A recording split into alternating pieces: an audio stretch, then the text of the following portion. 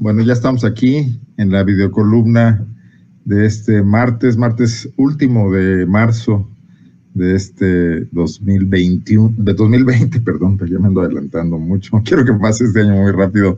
Un gusto tener aquí a Fabricio Lorusso, periodista y académico.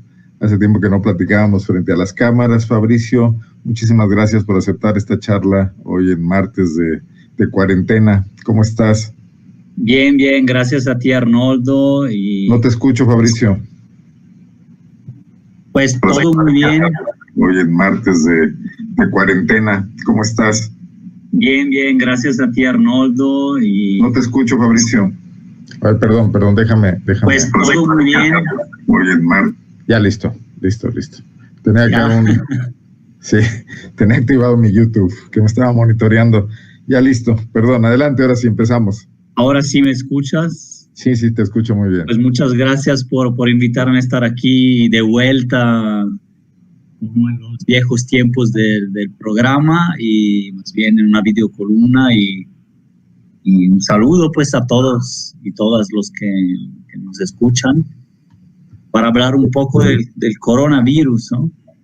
Bueno, una situación que hasta donde yo recuerde, Fabricio, mira, no sé, tú recuérdame, pero es la primera vez en mi vida, en mis 59 años, que los voy a confesar, donde una situación que afecta de manera tan general al mundo. Digo que un poco es el asunto de la charla de hoy, platicar lo que pasa en Italia, platicar lo que pasa en México, pero de forma directa, porque, bueno, pues han ocurrido cosas de trascendencia mundial, no sé, cuando derribaron las Torres Gemelas, las guerras que ha habido en los últimos años, incluso Vietnam, cuando yo era muy niño. Pero aunque lo veías a distancia y sabías que traía repercusiones en tu vida, no eran repercusiones directas. No era esto que estamos viviendo hoy, donde el mundo entero está sufriendo las mismas consecuencias, las mismas situaciones, de forma directa, en carne propia. No sé cómo veas esto, tú que además eres un académico, un estudioso, de esta situación tan diferente, tan característica, ¿no? Sí, es algo, no, sin duda, es algo único, al menos digamos, en la historia, podríamos decir, no solo la historia reciente.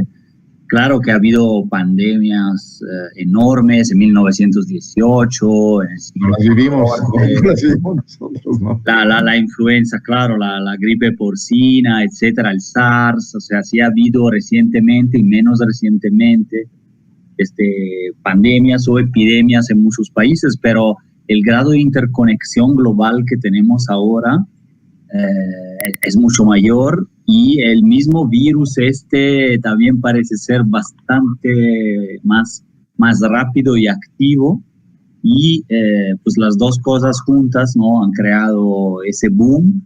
Que la cosa curiosa también es que vamos viendo como si es global, pero andan desfasados los países en una curva que parece ser inevitable, y los que llegan un poco después a este flujo digamos, de los picos y los momentos más altos de contagios, y sobre todo ya luego de los fallecimientos, pues como un tsunami, ¿no?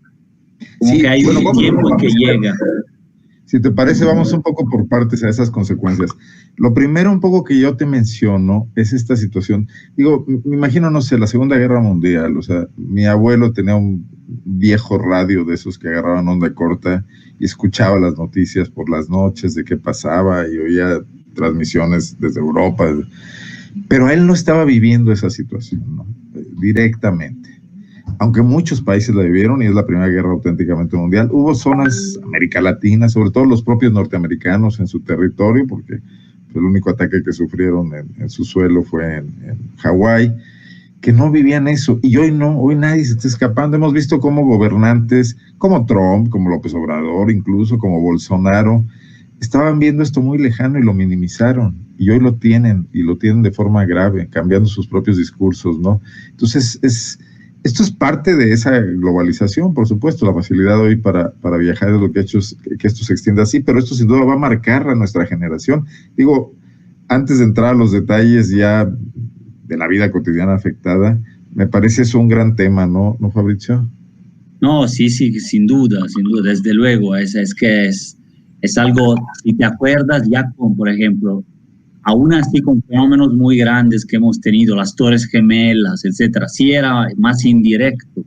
Aunque todos se recuerden de repente ese día, el 11 de septiembre, ¿no? Y así, pero no tiene comparación, y es un evento que finalmente tocó, claro, todo el mundo, pero realmente tocó una ciudad y un país. Y ahora, en cambio, pues sí es un fenómeno totalmente global en que todos tienen que actuar. Y todo el mundo está básicamente en una especie de cuarentena más o menos blanda. Ahora, pues a cualquier país a que le quieras hablar. Bueno, blanda en México, pero no blanda en Italia, y menos en la región de la que tú vienes, que es el norte, ¿no? No, sí hay países que están totalmente cerrados, cerraron fronteras, aeropuertos, como en Italia y en Europa, por ejemplo. Cerraron cualquier tipo de negocio, salvo farmacias y supermercados, ¿no? Y hay policía, incluso militares, pero sobre todo policía patrullando las calles, dando multas si sales de la cuadra que está entre tu supermercado y tu casa. Es decir, si no demuestras que vas ahí, sí hay sanciones bastante importantes también. ¿Qué te dice tu familia? Tú estás acá en México, pero tus padres, tu familia en Milán, estás cerca de Milán, ¿no? Donde tú vives, o en Milán exactamente. Sí, es Milán exactamente. Recordemos que las ciudades de Lombardía, que es la región más rica y más poblada de Italia, la capital es Milán, es la región más golpeada, ¿no? Que tiene prácticamente más de la mitad de los casos. Hay ciudades paralizadas como Brescia, Bérgamo, Milán, etcétera. Entonces mi familia, pues en sí, ellos personalmente están bien, pero no han salido en casi 3 semanas y nada más salen al súper una persona de la familia que luego llega a la casa y se tiene que desinfectar. Aprendieron también a desinfectar, como decir, las verduras, las frutas y todo eso que no se solía hacer. Ya con el lavado del agua. Eso todavía no lo hacemos en México. Platícanos un poco cómo es esto. La cosa interesante es así que yo me esperaba que pasaría aquí, pero todavía no se tomó esa medida. Para entrar a cualquier farmacia o supermercado hay una fila que puede tardar varios minutos o hasta 1 hora, con distancia de más de 2 metros de cada persona, y entran solo los que salen, ¿no? En el súper pueden entrar máximo 20 personas, sin acercársele, ¿no?, uno con el otro. Cuando salga una, paga, sale, entra otra. Entonces ya el súper es algo como que bien tardado, y la farmacia igual. Lo demás tendencialmente no se hace ya de manera física, sino virtual, o sea, las compras, el banco y todo eso, los que pueden lo hacen con el internet, los que no, pues en este momento hay una condición de excepcionalidad y entonces, por ejemplo, adultos mayores no pueden salir. O sea, la diferencia no es una recomendación, es un decreto con, digamos, una fuerza de ley. Y entonces empieza a ser más tajante el estado de excepción que hay. Incluso hay quienes lo han criticado como que viola de alguna manera derechos humanos. Y no se sabe si realmente van a poder cobrar esas multas que están dando, pero el efecto que ha tenido sí ha sido psicológica y físicamente grande, ¿no? Y entonces funcionó en ese sentido. ¿Y cuánto tiempo tienen ya así? Creo que ya van terminando la 3ª semana. ¿Qué te platican? ¿Cómo se sienten de este encierro? O sea, ¿cómo lo han sobrellevado? Digo, aquí con 4 o 5 días ya mucha gente está recurriendo a guías en línea, psicológicas, etcétera. Pero 3 semanas después, imagino que a veces en espacios mucho más pequeños como son las ciudades europeas, con otro tipo de crecimiento urbano, ¿cómo se sienten? Pues como en varias partes del mundo, también en Italia, eso ha sido una ventaja, por un lado, para decir la familia convive más, finalmente hacemos cosas que antes ya habíamos abandonado, o vemos nuestra serie favorita, o incluso se aíslan en la casa también, tampoco es todo pura vida comunitaria y familiar, ¿no? Pero, por otro lado, existe el tema de los problemas familiares, la violencia intrafamiliar, que también hay que considerarlo, que puede suscitar ahí más tensiones, ¿no? Ahora, en lo específico, por ejemplo, una cosa muy bonita que vi... Tú conoces muy bien el tema de la violencia intrafamiliar en Europa. Recuerdo aquel libro que me hiciste el favor de regalarme de periodistas italianos, ¿no? Del feminicidio, sí, pues ni una más, 40 escritores contra el feminicidio. Claro, es un fenómeno que también existe. Hay algo curioso, bonito, que decía, por ejemplo... Hay viejitos, abuelitos, abuelitas solas que ya tienen un servicio de que hay voluntarios que les llaman por teléfono y hablan con ellos, ¿no? Por ejemplo, se están creando círculos, incluso autogestionados o por parte de los municipios, para que se atienda también esa necesidad de estar hablando. Una señora el otro día contaba, fui a la farmacia con una excusa, la verdad.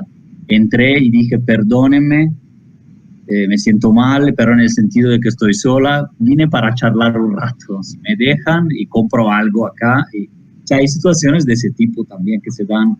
¿El periodismo cómo lo está abordando, Fabricio? ¿Tú sigues los periódicos en línea? Sí.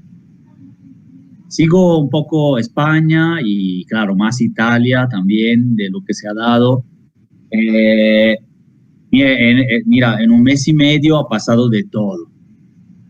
Información poco veraz, información científica, contrastes, debates, etcétera. No ha sido muy claro, la verdad. La cobertura ha sido muy confusa porque hay confusión también por parte de la autoridad y de la comunidad científica, al menos en un primer momento, y que si pasa por el aire o no, y que cómo hay que desinfectarse o no, y que si solamente sobrevive en una superficie o no, si el calor lo bloquea o no. O sea, hubo mucha confusión. Y muchas noticias falsas.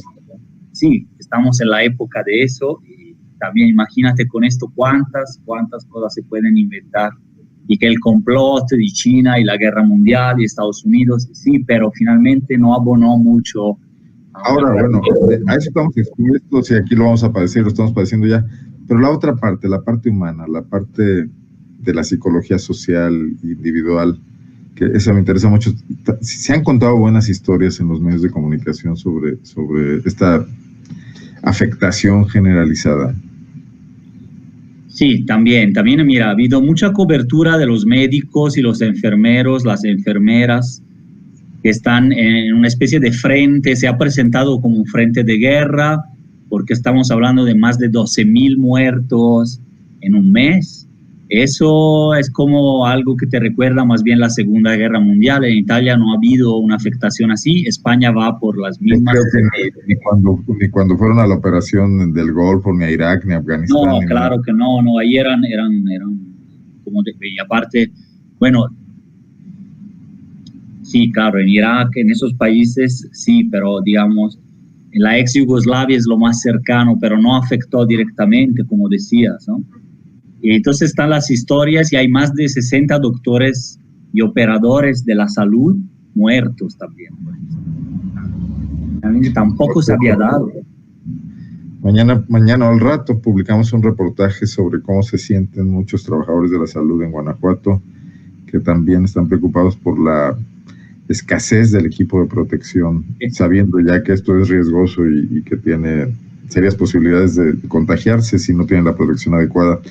Oye, Fabricio, te quería preguntar algo, porque he leído historias de que los italianos se tomaron muy a la ligera las primeras medidas de contención, el distanciamiento social, el confinamiento, y que durante unas semanas, algunos días, eran como vacaciones, cosa que también veo que está ocurriendo en México.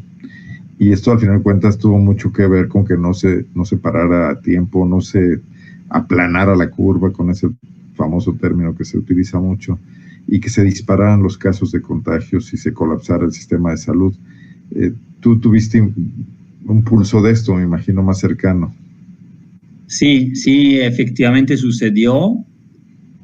Todavía había mucha gente en la movida, como se le llama ahí, en los barrios de donde se sale, etcétera, cuando ya habían salido las primeras alertas, no como decretos de ley, sino como la sana distancia y así, ¿no? Entonces, efectivamente, en grandes ciudades no se respetó, y también fue otro motivo. ¿Fue el caso de, por ejemplo?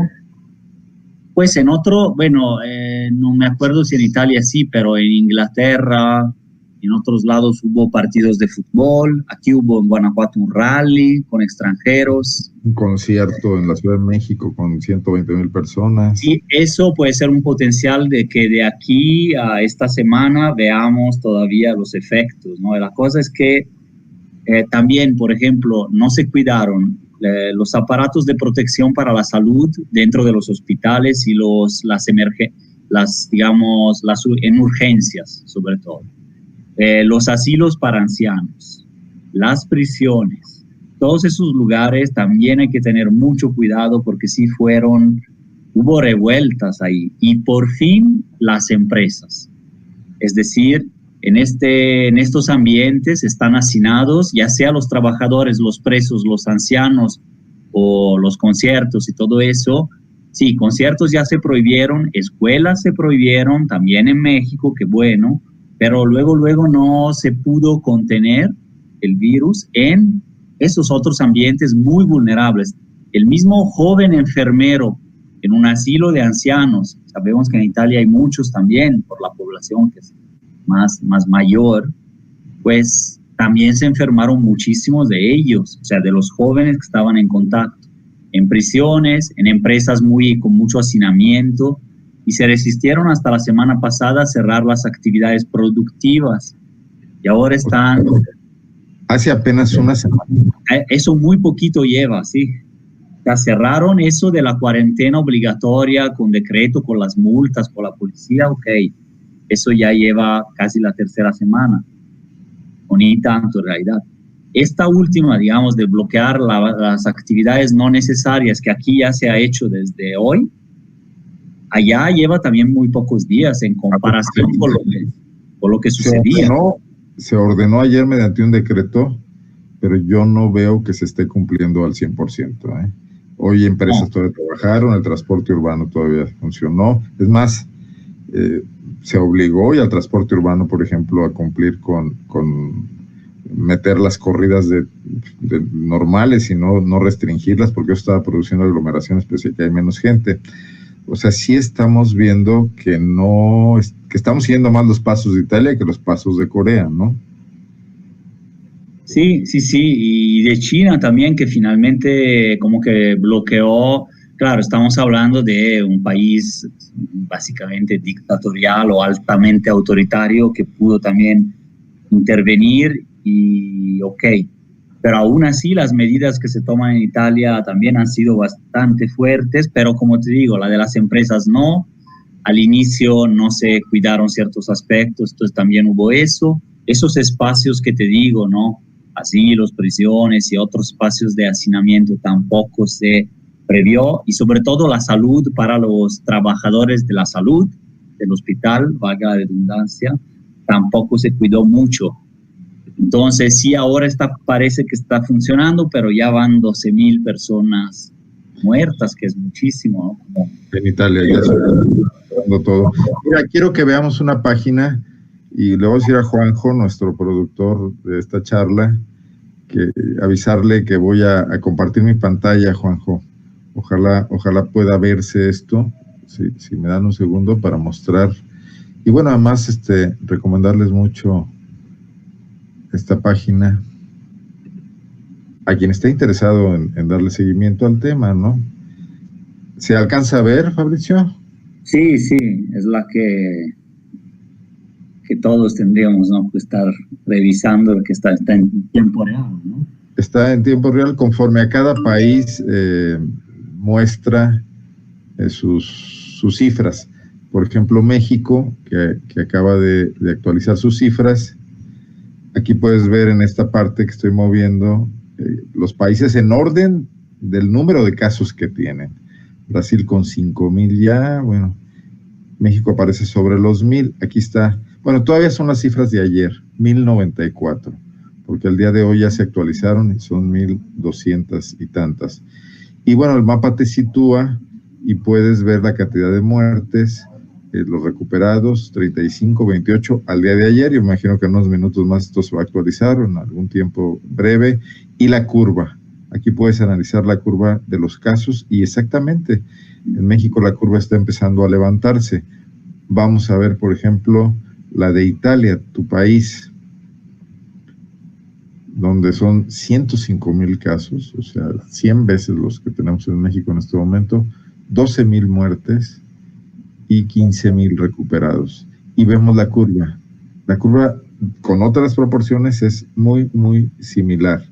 A quien quiera seguirlo, la página es gisantdata.maps.argis. La puedo poner en Facebook más tarde, compartirla, para quien quiera. Ahí te puedo comentar dos cositas sí. de esto, ¿no? Sí. El número de muertes es un poquito más fehaciente, incluso más que el número de contagios, por el tipo de pruebas y cuántas pruebas se realizan.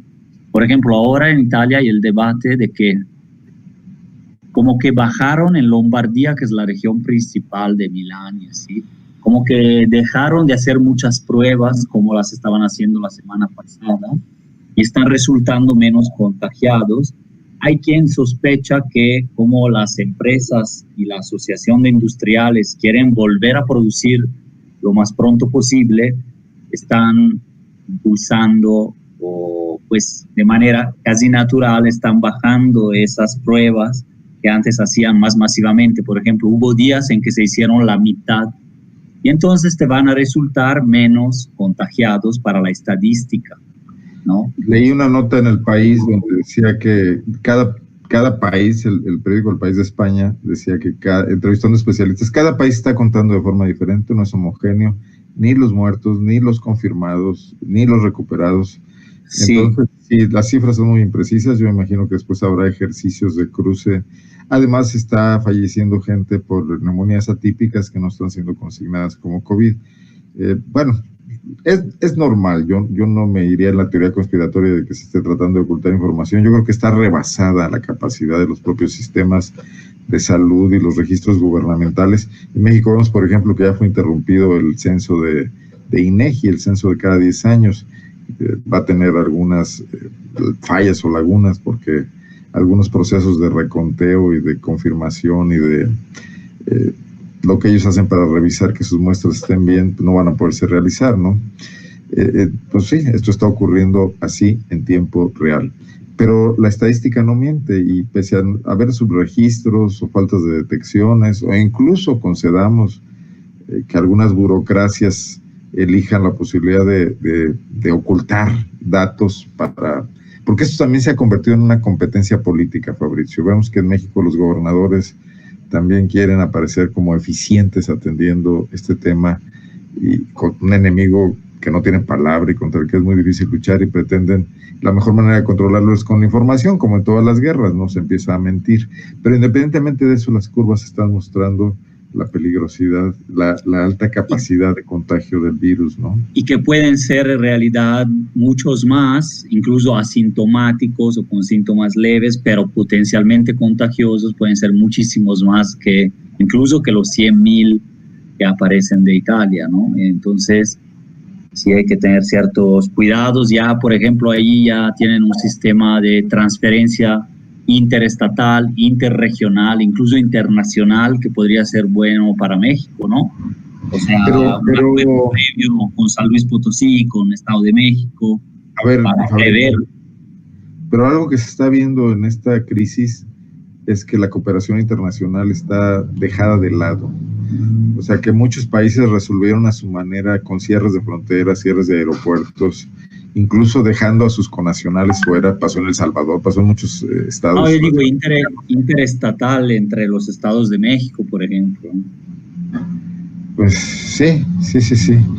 Difícil de conciliarlos. Somos un país muy centralista. El federalismo ha servido para ayudar a los estados. Me imagino que ahorita la prioridad es cómo se atiende. Con este tema de la violencia, por ejemplo, que es otro gran tema y que hoy en Celaya hubo más muertos en un día en Celaya que casi todos los que van de coronavirus en México. Bueno, no estoy exagerando un poco, pero si en una semana sí los hay. Y cada vez que ocurre esto, Querétaro dice, vamos a blindar nuestras fronteras con Guanajuato. Guanajuato a su vez dijo que iba a blindar sus fronteras con Michoacán y con Jalisco algunos años atrás, cosa que no sirvió de nada. Entonces, este regionalismo prejuicioso surge de la mano también de los políticos, porque exacerba sentimientos locales y hace sentir lo que ustedes viven en Europa frente a los migrantes de África o de Asia. Acá también se deja sentir frente a los centroamericanos y frente a los de otras entidades del sur del país, por ejemplo. Entonces yo creo que esta catástrofe no bacteriológica, perdón, no quise decir eso, viral y de salud, nos está volviendo más tribales, ¿no? No, también, mira, también hemos hablado de esfuerzos positivos, también llegaron muchos médicos y enfermeros cubanos, fue una noticia muy viral la noticia. Sí, llegaron a Milán, un equipo grande que ya había operado en otros países, un poco como los topos de México cuando pasa un terremoto en otro país. Ahí llegaron los cubanos, los chinos y los rusos a ayudar, y sí fueron aceptados y recibidos no digo que triunfalmente, pero sí con honores, porque finalmente son los primeros que han mandado algo concreto para apoyar una región que ya está desbordada. El otro grande tema es el sistema de salud. O sea, hemos visto como todos los países ricos y menos ricos han recortado gasto público, y cuando se recorta es educación y salud. Y ahorita todos se están dando cuenta de quién está salvando la situación, de que en lugar de 12,000 muertos podríamos tener 40,000. Es el sistema de salud público, gratuito y universal. Pues estoy viendo que Cuba tiene 186 casos confirmados con solo 6 muertes. Muy contrastante, por ejemplo, con sus vecinos como Puerto Rico, que tiene 239 y 8 muertes, o países más pequeños como Dominicana.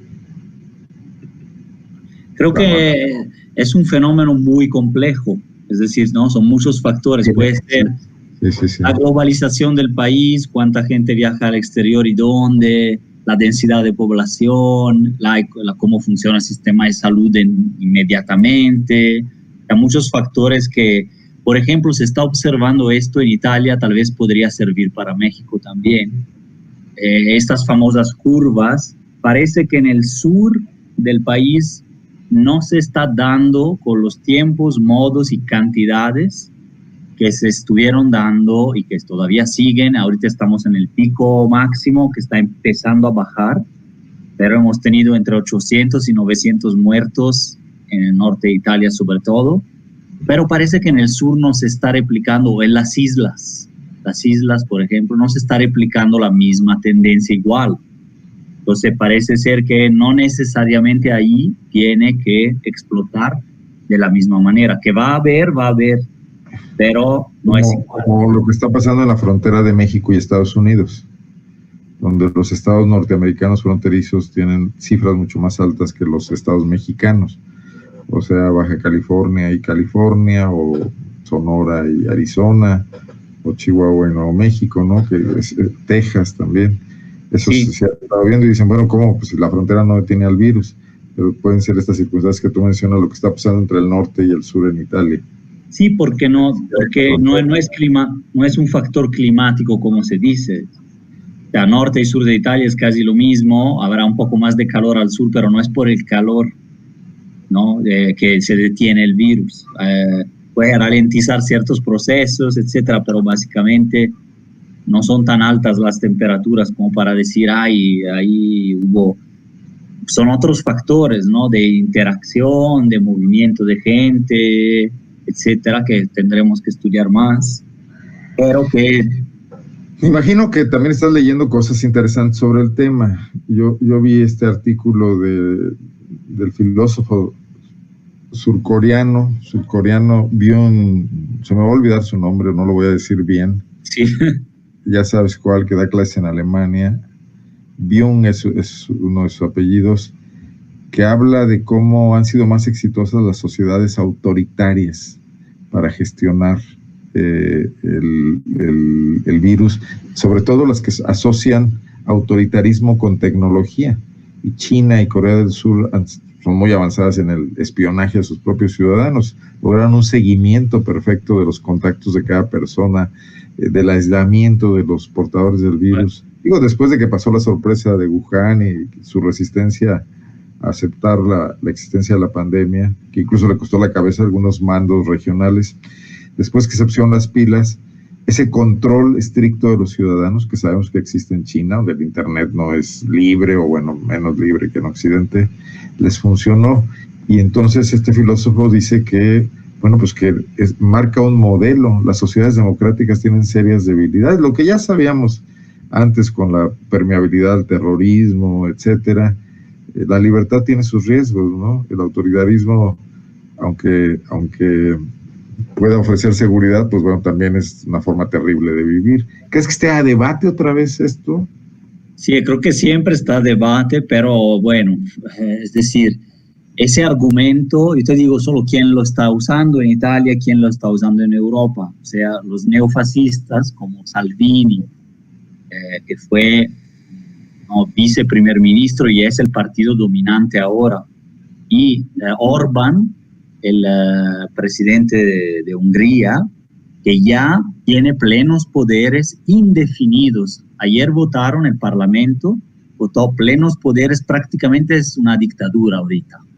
En este momento, y de manera indefinida, la Unión Europea ya abrió como que un expediente sobre Orbán, y Salvini y la extrema derecha en Italia subieron en las preferencias, incluyendo más bien otro partido que es un partido inspirado al neofascismo italiano, que se llama Hermanos de Italia, usa este argumento para un giro autoritario en el país. Entonces creo que ahí está un cortocircuito, ¿no? ¿Quién mide el control real? O sea, es un poquito una hipótesis a verificar cuánto es el control que tuvieron las autoridades chinas entonces en el brote de la epidemia. No se expandió más allá de la región, pero por fin fue un epicentro, no se pudo controlar hasta cierto punto. No, pero hoy se ven exitosos frente a Italia, frente a España, frente a Estados Unidos, ¿no? Que estando avisados ya de lo que se venía, no han logrado ese control, ¿no? Sí, digo, eso es posible, pero creo que hay muchos factores más que pueden explicarlo y no solo el grado de autoritarismo o de democracia, ¿no? Pero en ciertos contextos, incluso de guerra, es posible que si no tienes que pasar por ningún filtro, parlamento, sindicatos, confederaciones patronales, y decides con el ejército en las calles o con estado de excepción, probablemente tomarás decisiones muy efectivas. Eso no cabe duda, creo que hasta Sartori, su texto de ¿Qué es la democracia?, te lo dice. Pero bueno, la cuestión es que justo estos momentos, como el 11 de septiembre, ya lo vimos, cuántas libertades limitó, cuántos decretos ejecutivos hicieron que afectan a México, afectan a los viajeros, afectan al mundo. Si esto servirá para dar un giro ejecutivo, autoritario, unipersonal, con partidos de ese tipo, pues habremos perdido toda la enseñanza, la parte bonita que también existe de enseñanza de esto, ¿no? Tenemos un capitalismo suspendido, podemos ver otras formas de movernos, pero hay quien también le pega al autoritarismo y dice, bueno, mejor que lo resuelvan por ahí. El fascismo y el nazismo se afirmaron en condiciones de crisis extremas, de cierre de fronteras, odio hacia las repúblicas democráticas, liberales, y pues fue una reacción también, ¿no? No era también hubo pandemia en el 18, pero hubo guerra. Entonces, habría que aprender de esa historia, yo digo, entonces más que ver si China es mejor porque es una dictadura. Bueno, digo, nadie va a replicar el modelo chino, que tiene características muy singulares. Pero El capitalismo comunista que existe, ¿no? Pero sí se puede, con la gente asustada, que ya se ha visto en la historia muchas veces, dar regresiones autoritarias, formas de control que eliminen estas libertades que se venían ganando, estos movimientos que han existido en los años recientes, nuevos partidos políticos, la lucha de las mujeres, por ejemplo, por equidad de derechos, etcétera. Podemos ver regresiones autoritarias.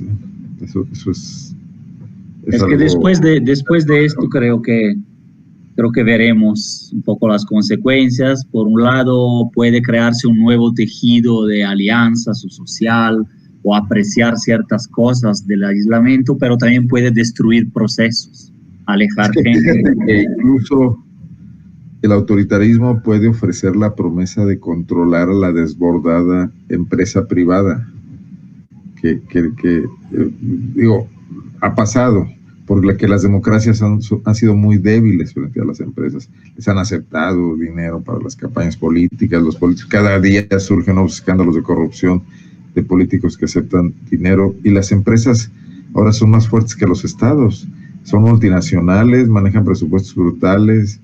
Digo, estos grandes conglomerados, los de internet ahora, que además pueden intervenir ahora cibernéticamente en las elecciones, pero también otros, ¿no? Las automotrices, las empresas de alimentos que están fuertísimas, ¿no?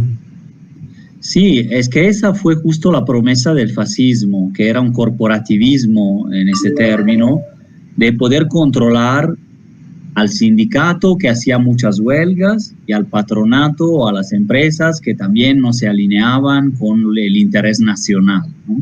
Entonces, ahí la reacción fue juntar los intereses en un bloque único, pero el interés real que se hacía a escondidas de lo que se decía era más bien el interés del gran capital, de todos modos. Pero la ilusión era que ese capital y todo operaba para la nación, para el bien de un Estado fuerte y todo eso. Creo que los partidos de derecha en Italia capitalizan eso y ese discurso, claro, denunciando cosas que son reales, ¿no? Una globalización que es desbordada, excesos de las finanzas, etcétera, que están de acuerdo izquierdas y derechas y muchos más. Pero su interés final luego sí favorece a esos mismos grandes grupos, a lo mejor reacomodan, que siguen controlando la economía, a lo mejor un poco más nacionales o nacionalistas, pero finalmente así.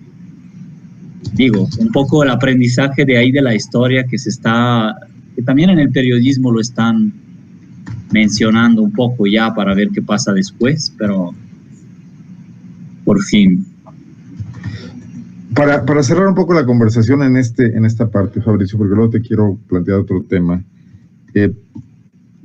Hazme un comparativo de lo que supiste a larga distancia, porque sé que no has estado en Italia durante la emergencia, lo que te platican tus amigos y tu gente cercana allá en Milán, y cómo ves las cosas en México hoy. ¿Qué podríamos aprender de esto y qué podríamos evitar de los errores que se cometieron allá? Aunque sé que todas son distintas. Sí, sí hay aprendizaje que se puede capitalizar, digamos así, quizás rápido. Lo que te decía de los trabajadores del mundo del hospital y de la salud, máxima protección porque ellos están en contacto con muchísima gente, van a regresar a sus casas. Sí, el tema, que sí hay aprendizaje que se puede capitalizar, digamos así, quizás rápido. Lo que te decía de los trabajadores del mundo y ya es lo mismo, es el eco que regresa. Entonces eso de los trabajadores de la salud, cuidar el tema de los asilos, de las prisiones, todos los hacinamientos. Yo creo que lo primero sería eso que dices, cuidar a los trabajadores de la salud. Tiene mucho que ver con lo que vamos a publicar en un rato. Sí, porque son agentes de difusión. O sea, es que hay ciertos temas, eso se aprendió un poco después, faltaban la estructura, las mascarillas, los respiradores, todo eso. No pensar que aquí no va a pegar, mejor pensar que va a pegar e invertir en el sistema público y consolidar esos aumentos de capacidad. Darles tiempo para que se recuperen, ¿no? Tener los equipos eficientes y que la burocracia que administra la salud también les permita a los médicos no quedar exhaustos. Te mandan saludar, Patricio, te mandan saludar a Damarina Lara Mesa. Damarina, ¿cómo estás? ¿Qué tal? Muy bien, desde Guanajuato, ¿no? De una vez comento también otros comentarios en Facebook. Luis Manuel Hernández León, el maestro, también nos manda saludar y dice que es muy interesante el enfoque. Muchísimas gracias.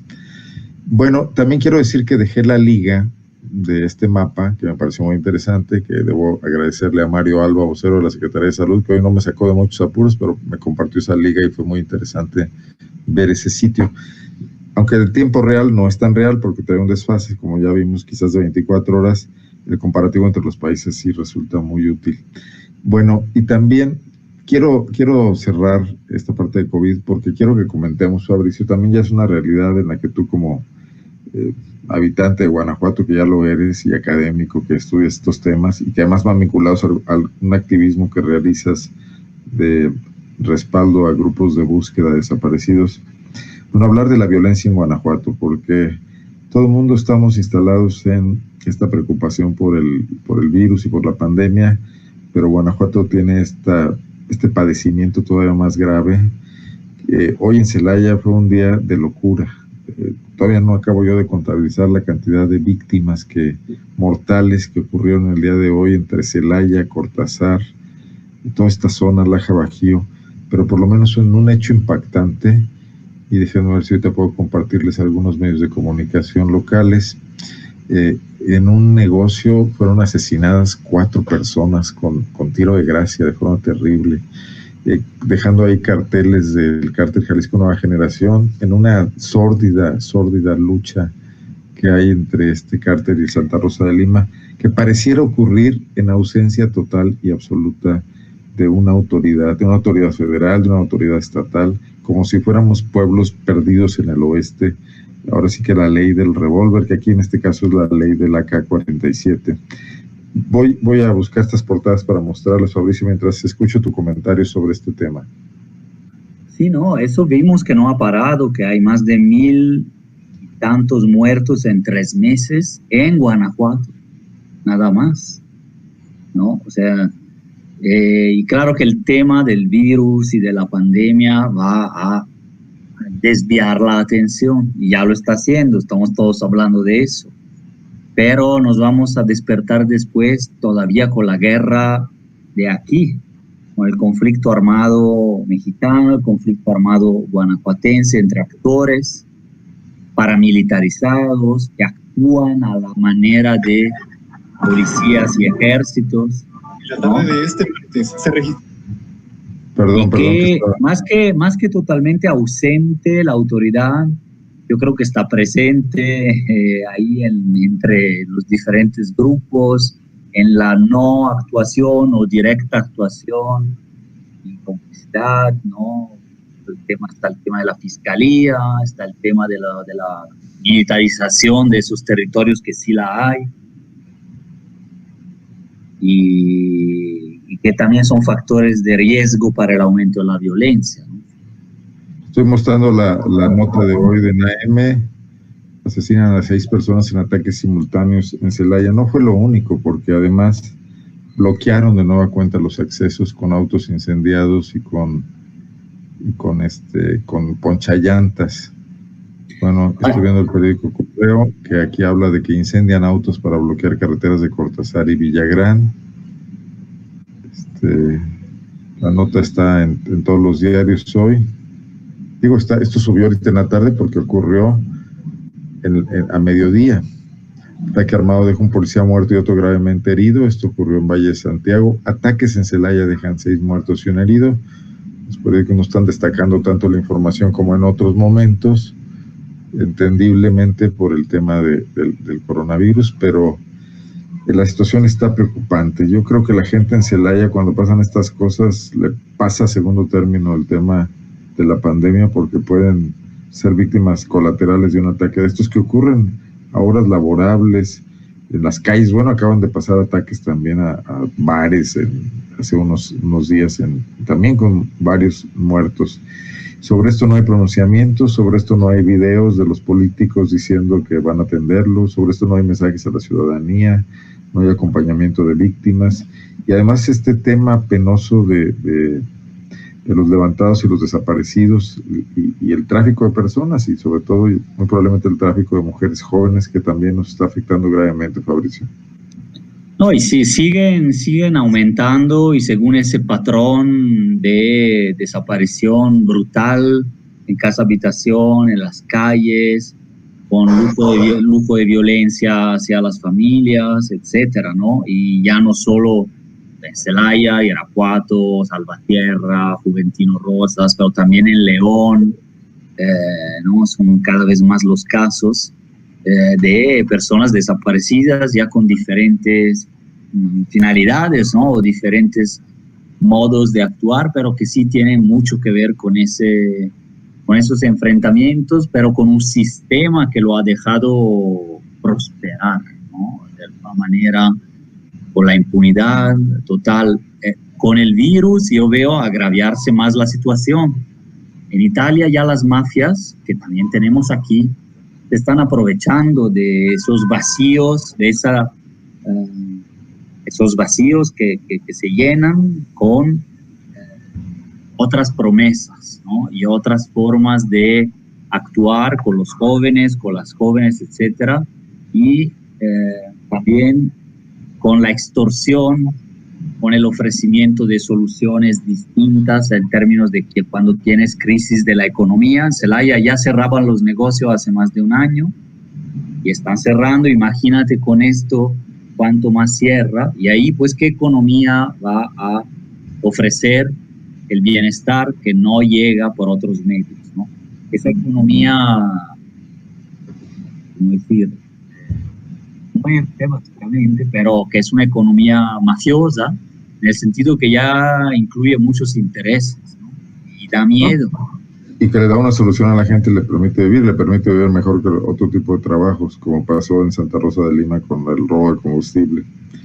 Pues son los retos a los que nos enfrentamos. Difícil que estas dos realidades puedan convivir sin que hagan cortocircuito. O sea, el Guanajuato que quiere ser una ventana al mundo global con empresas transnacionales aquí, que además, bueno, se aprovechan de lo barato que es la mano de obra en México, una ventaja competitiva, pues desde luego ofrecen empleo, dan una solución provisional al ingreso de la gente, o la gran potencial exportador de la agricultura de Guanajuato, también con un horizonte de crisis por la carencia de agua que se cierne en el futuro, o el turismo siempre afectado por las malas noticias, una de ellas la inseguridad, ahora totalmente frenado por la crisis sanitaria. Entonces estas dos realidades, no hay un político, no lo ha habido, que trate de aceptarlas y acercarlas, en lugar de agarrar solamente una para presumirla y tratar de olvidar a la otra y barrerla debajo de la alfombra, Fabricio.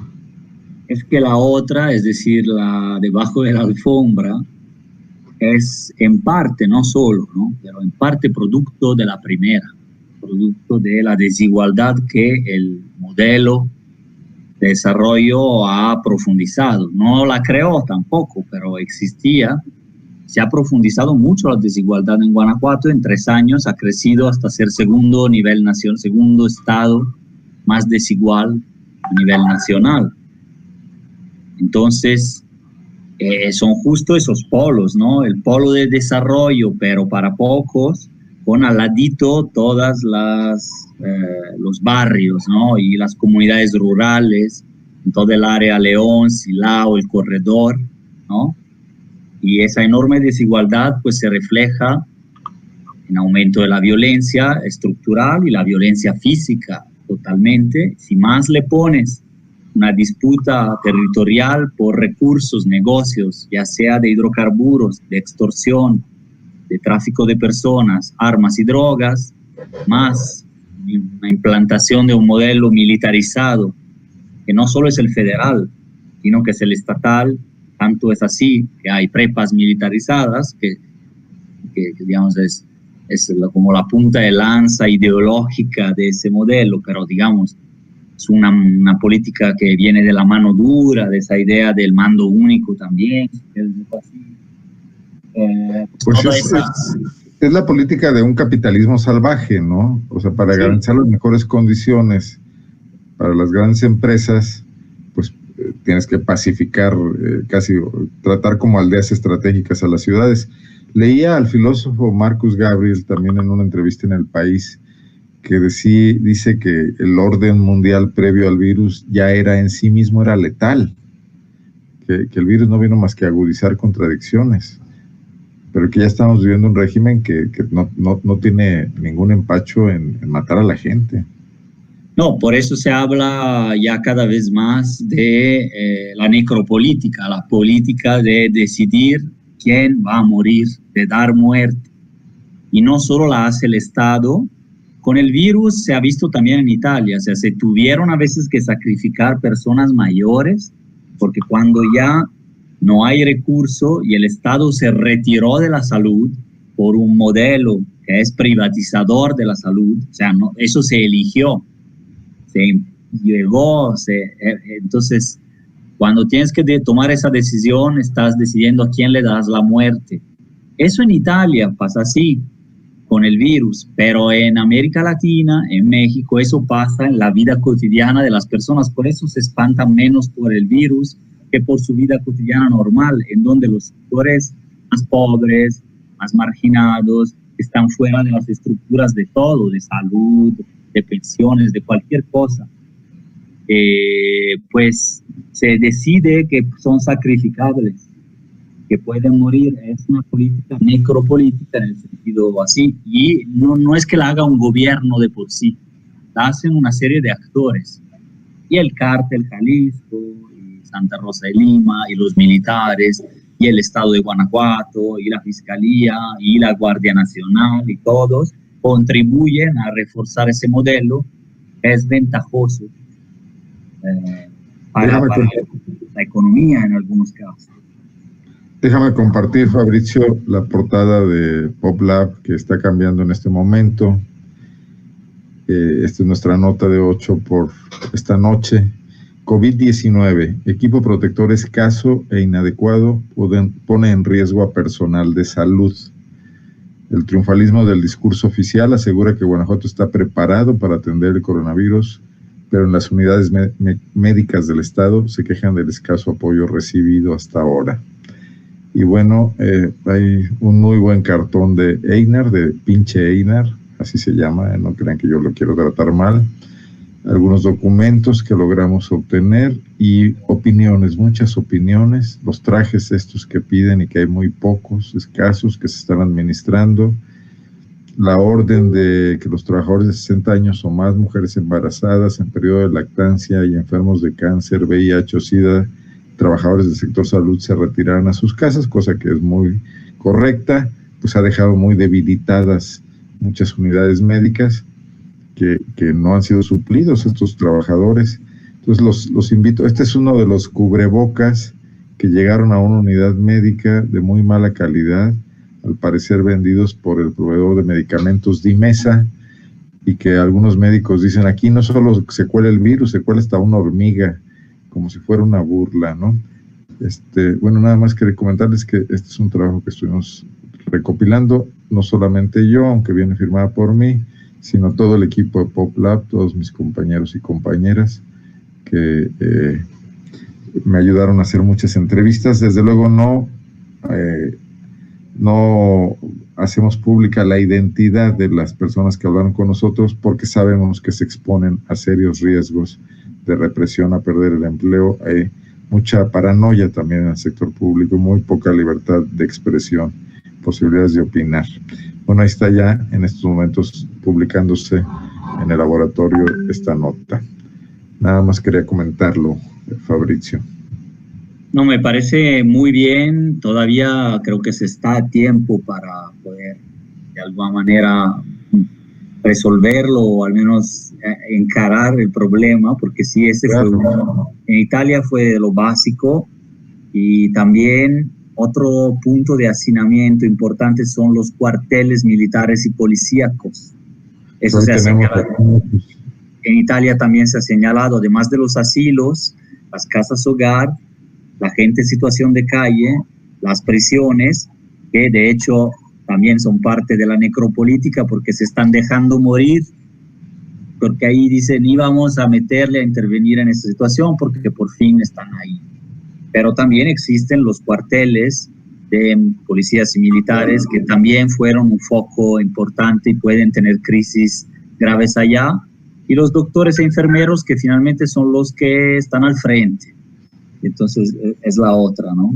Entonces, bueno, aquí veo las medidas, me parece que se tomaron con prudencia, pero también a tiempo a nivel nacional, ¿no? Aquí en México, pero que todavía, como decir, fueron consejos, no eran medidas ejecutivas. Y entonces... Haciéndote una metáfora futbolística, México tiene que jugar su mejor partido frente al coronavirus, como cuando vamos a los mundiales. O sea, sabemos que futbolísticamente no somos tan buenos como Italia, como Brasil, como Alemania, pero si un día salimos con suerte y ellos salen mal y jugamos bien y no cometemos errores, podemos empatarles y podemos ganarles.